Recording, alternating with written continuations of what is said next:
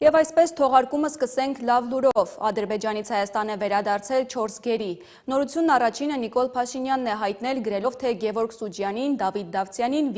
Վիգեն Էլջեքչյանին եւ Վագիվ Խաչատրյանին հակարի կամրջով Ադրբեջանի համապատասխան մարմինների ներկայացուցիչները հանձնել են Հայաստանի ներկայացուցիչներին եւ նրանք հիմա գտնվում են Հայաստանի տարածքում։ Ավելի ուշ Փաշինյանը հավելել է, թե Գևորգ Սուջյանը, Դավիթ Դավթյանը, Վիգեն Էլջեքչյանը նախնական զննությամբ առողջական խնդիրներ չունեն։ Վագիվ Խաչատրյանի առողջական վիճակը նախնական գնահատվում է բավարար, նրանք տեղափոխվում են Երևան։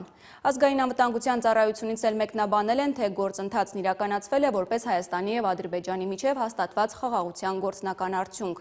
Հիշեցնեմ, Գևորգ Սուջյանը ընկերոջ Դավիթ Դավթյանի հետ գերեվարվել էր հրադադարից հետո նոյեմբերի 11-ին Արցախ հումանիտար օգնություն տեղափոխելիս, նրանք երկուսն էլ Ադրբեջանում դատապարտվել էին 15 տարվա ազատազրկման։ Լիբանանահայ Վիգեն Էլջեքչյանը, որը 20 տարվա ազատազրկման էր դատապարտվել, գերեվարվել է կրկին Գորիս-Բերձոր ճանապարհին հրադադարի հաջորդ օրը։